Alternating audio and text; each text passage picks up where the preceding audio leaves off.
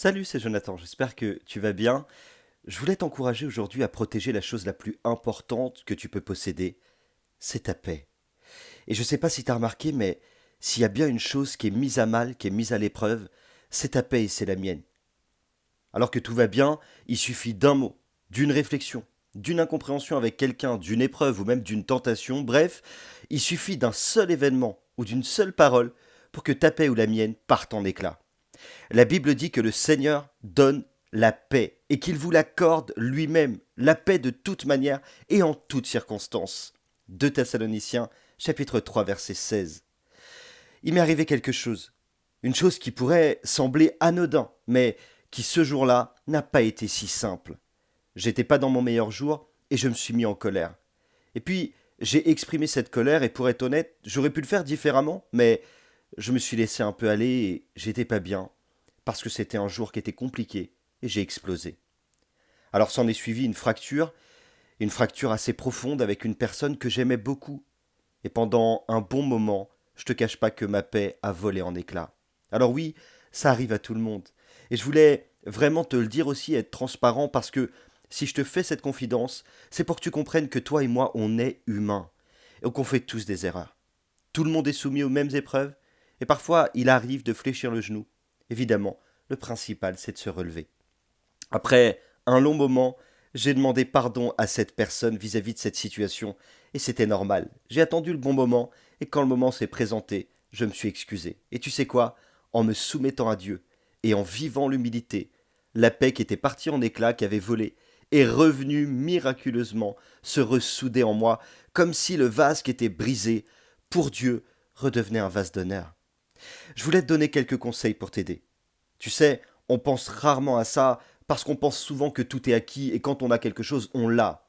La vérité, c'est que parfois on oublie de protéger ce qu'il y a de plus important. Alors chaque jour, rappelle-toi que la paix est une grâce et que cette paix, elle est possible aujourd'hui que parce que quelqu'un l'a payée très cher. Dis-toi que beaucoup la cherchent et ne l'ont pas encore trouvée, mais toi, tu l'as trouvée. Protège ta paix. Si tu sens que ta paix a volé en éclats, que tu sois responsable ou pas, pour un événement ou pour un autre, n'attends pas plus longtemps, parce que plus tu attends, plus il est difficile de résoudre le problème qui t'a amené à perdre ou à faire voler cette paix en éclats. Si c'est possible, humilie-toi et fais en sorte que ce qui a été brisé soit reconstruit.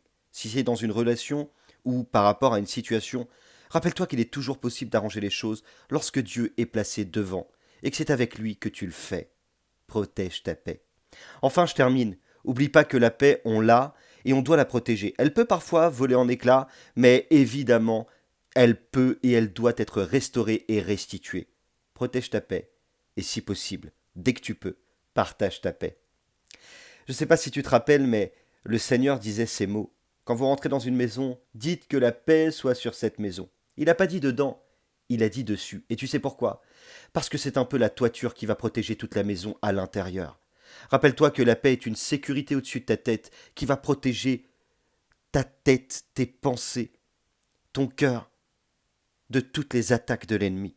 L'ennemi voudrait te détruire au travers principalement de tes pensées. Tu traverses peut-être une épreuve, tu es peut-être dans une difficulté profonde. Tout le monde passe par là. Ceux qui croient comme ceux qui ne croient pas. Mais la différence, c'est que ceux qui croient et qui sont en Christ ont une paix incommensurable qui ne bouge pas. Et c'est ça que tu dois protéger. La paix de Dieu est plus qu'un sentiment. C'est une arme redoutable contre toutes les puissances de l'ennemi.